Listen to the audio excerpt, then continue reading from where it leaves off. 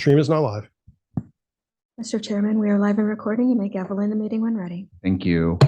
Good morning. The open meeting for the Federal Election Commission for Thursday, July 25th, 2024 will come to order. And the show must go on. Apologize to everyone for some technical difficulties that delayed the start of this meeting. To get us kicked off, Madam Vice Chair, we have a special motion for today. We do indeed. Thank you, Mr. Chairman. I move to suspend the rules on the timely submission of agenda documents in order that the Commission may consider the late submission of agenda documents number 24-25A, 24-25B, 24-27A, and 24-28A. Thank you very much. Colleagues, all those in favor of the Vice Chair's motion, please say aye. Aye. All right, that motion carries unanimously. Thank you very much. To make up for some lost time, I'm going to forego a couple introductory remarks I was going to make, but let me just say that I wanted to note it's been a very busy month here at the Commission. Much reporting has been going on, quarterly reports and monthly reports the last couple weeks. I want to thank everyone in RAD and IT who worked on those things. And I also want to direct the public's attention to a recent press release from the Commission with respect to candidate security, which is a great update on our current guidance and a pending rulemaking that we have on that issue. But let's move right along to a first agenda item if we can, which is draft advisory opinion 2024-08, Bob Good and Good for Congress. And we have Ms. Waldstreicher here remotely. If you could give us a presentation on this.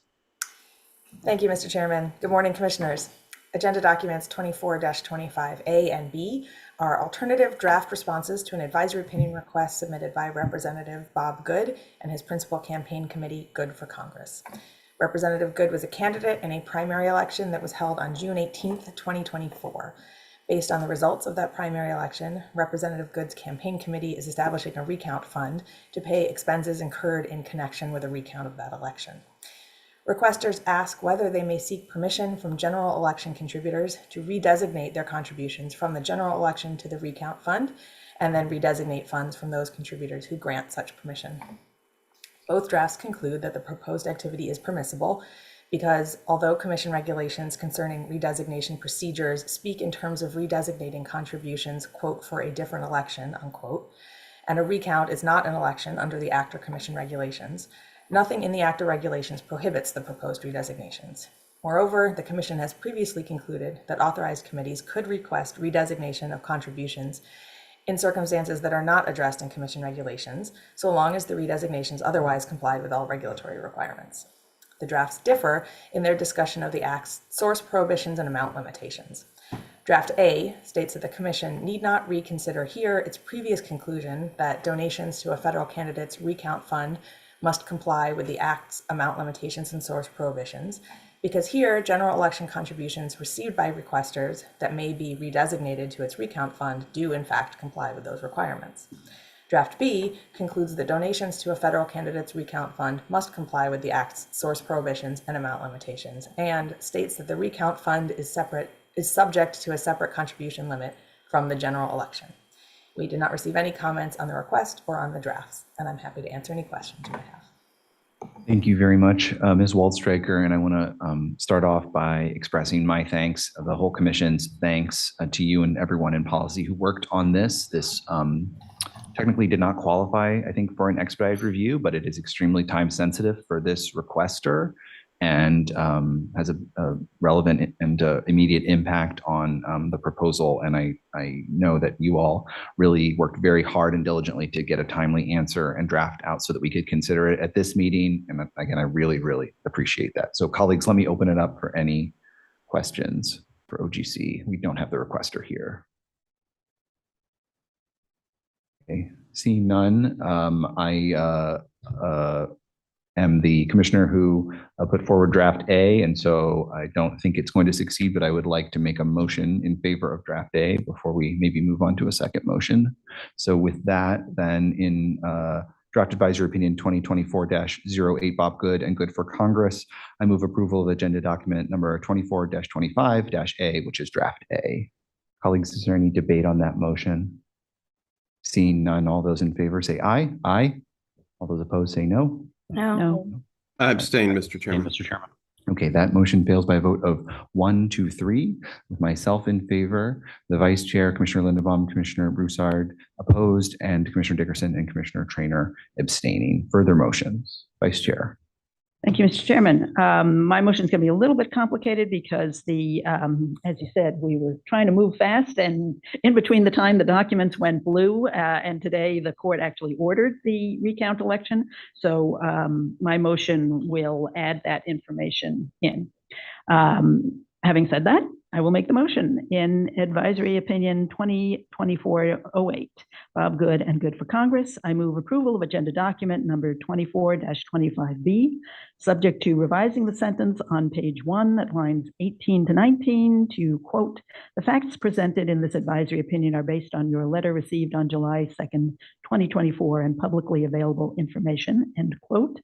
And adding a footnote as follows, quote, "A recount for the primary election for Virginia's 5th Congressional District has been scheduled by the Charlottesville Circuit Court for July 31st, 2024, end quote, with a citation to the court order." Thank you very much, Vice Chair. Colleagues, is there any debate on the Vice Chair's motion? Okay, seeing none, all of those in favor say aye. Aye. Aye. All right, any opposed? No. That motion carries by a vote of 5 to 1.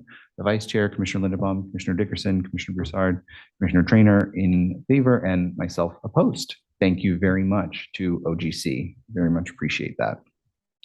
We're going to move to our next item, which is Regulation 2013-06, Administrative Fines Program Expansion Draft Notice of Proposed Rulemaking. And we have Ms. Bird here with us in the hearing room. Is Ms. Hemsley joining us, or is it just Ms. Bird? Great. Well, as soon as you have a chance to get yourself settled, if you could give us a presentation on this item.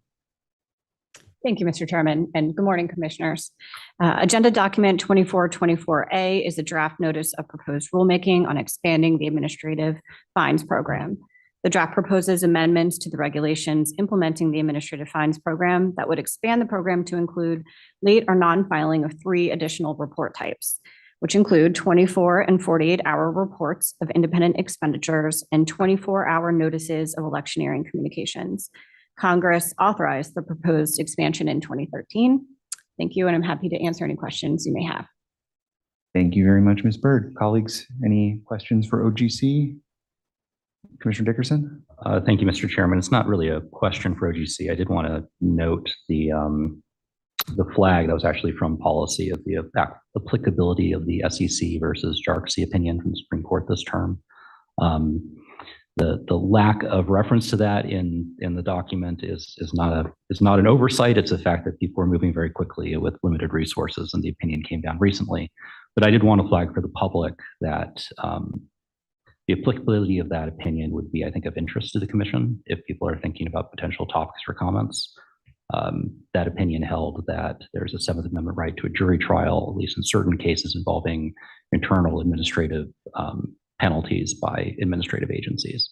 So while it's not explicitly a called for comment topic in the NPRM, I would personally encourage anyone in the public who's interested to file on that point. Thank you, Commissioner Dickerson. Colleagues, anything else? I'll just say for myself that it's worth noting Congress last year reauthorized this program for an additional 10 years. It's been about 25 years old, but we very much appreciate that. And I take that as a vote of confidence. As part of this project, I just want to quickly thank all the people who have worked on this so far, not just Ms. Bird and Ms. Hemsley and everyone in policy, but also folks in the Reports Analysis Division, Ms. Chacona, Ms. Roser, and Ms. Magruder, who have been subject matter experts on a lot of these issues and have given a lot of great guidance and feedback that make sure we get this program described correctly as we try to put forward this proposed rule.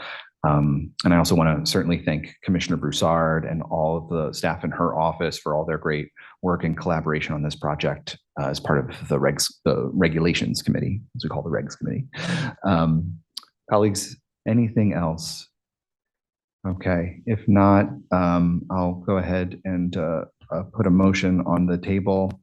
In Regulation 2013-06, Administrative Fines Program Expansion, I move approval of Agenda Document number 24-24-A.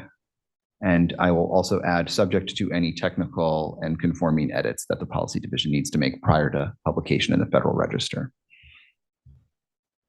All right, colleagues, see any debate on that motion? Seeing none, all those in favor say aye. Aye. All right, that motion carries unanimously. Thank you very much, Ms. Byrd. Our next item, number 3, is Regulation 2024-04, Form 3Z, Draft Notice of Proposed Rulemaking. We have Ms. Waldman here from the Policy Division. If you could give us a presentation on this item. Sure. Thank you, Chairman. Good morning, Commissioners. Agenda Document 24-23-A contains a draft notice of proposed rulemaking for FEC Form 3Z.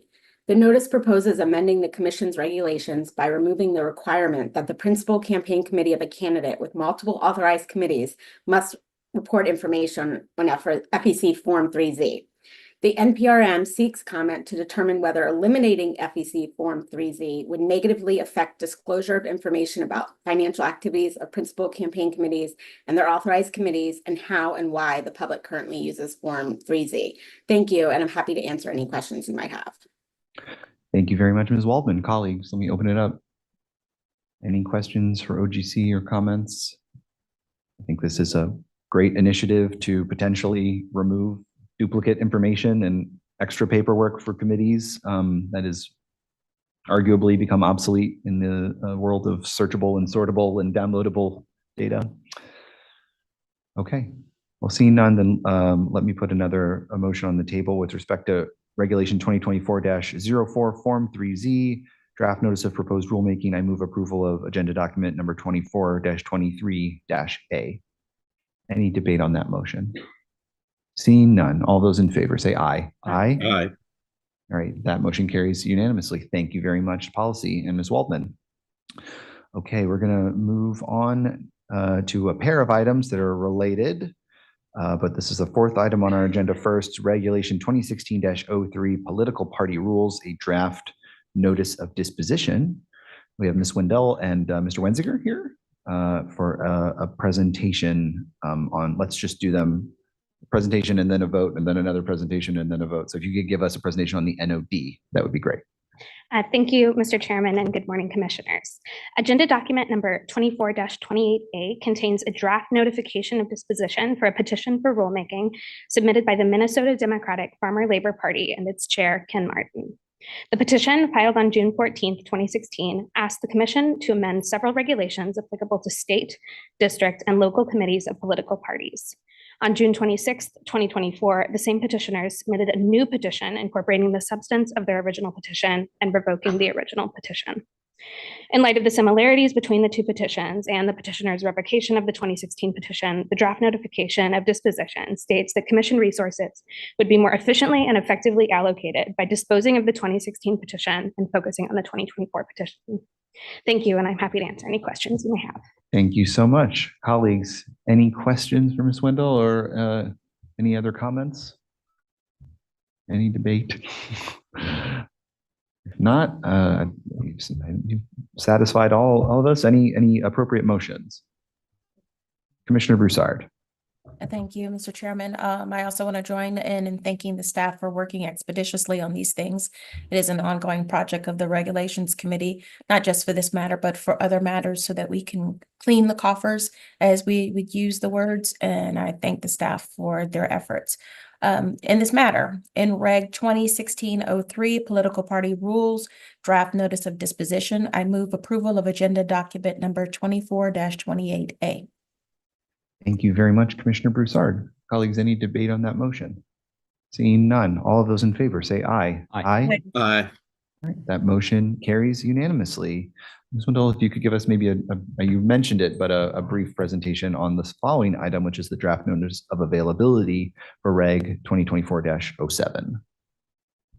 Yes, thank you, Chairman. Agenda document number 24-27A contains a draft notification of availability for a petition for rulemaking submitted to the Commission by the Minnesota Democratic Farmer Labor Party and its chair.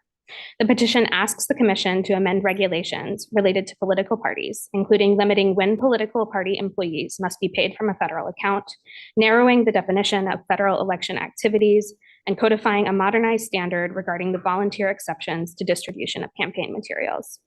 The notification seeks comment on whether the commission should commence a rulemaking based on this petition. The comment period will run for 60 days following publication of the notification in the Federal Register. After the comment period has closed and after comments have been considered, the commission may decide whether to initiate a rulemaking. Thank you, and I'm happy to answer any questions you may have. Thank you very much. Colleagues, any questions?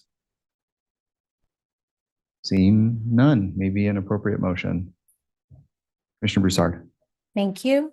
In Ray 2024-07 Political Party Rules 2, Draft Notice of Availability, I move approval of agenda document number 24-27A. Thank you very much. Commissioner, colleagues, any debate on that motion? Seeing none, all those in favor say aye. Aye. Aye. All right, and that motion too carries unanimously. Fantastic.